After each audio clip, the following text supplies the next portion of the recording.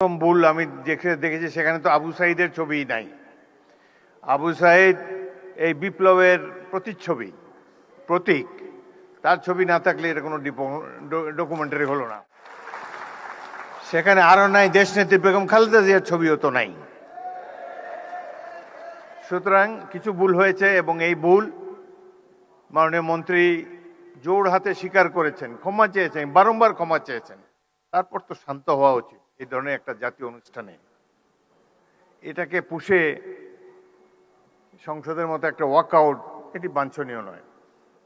আমি লক্ষ্য করেছি মাননীয় সংসদ সদস্য আক্তার, তিনি তার অনুসারীদেরকে প্রশমিত করার চেষ্টা করেছেন, কিন্তু বাংলাদেশের নেতাকে তো মানে না সহজে অনুসারীরা।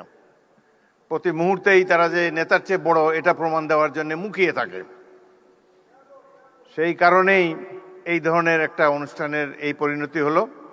এখানে যারা বিদেশি বসা ছিল, আমি মনে মনে চিন্তা করছিলাম যে ইংরেজিতেই ভাষণ দেব, বিদেশিরা দেখুক 16 বছর আমরা কিভাবে কাটিয়েছি, কিন্তু তারা তো চলেই গিয়েছে। যাই হোক, জাতীয় অনুষ্ঠানে এই ধরনের বিশৃঙ্খলতা মোটেই কাম্য ছিল না। ভাই, আমরা তো জনগণের ভোট নিয়ে এখানে এসেছি, জনগণের নির্বাচিত প্রতিনিধি আমরা, হাওয়ার থেকে উড়ে এসে বসি নাই এখানে। সুতরাং এই সরকার, নির্বাচিত একটি সরকার, এটুকু শ্রদ্ধা সম্মান প্রাপ্য। ভুল তো আমরা করি, আরো হয়তো সামনে আরো ভুল করব, সেই ভুল করলে তার জন্য মাসুলও দেব, কিন্তু সবাই মিলে ভুল সংশোধন করতে চাই। সকালে অনুষ্ঠানটা একটা চমৎকার একটা অনুষ্ঠান ছিল।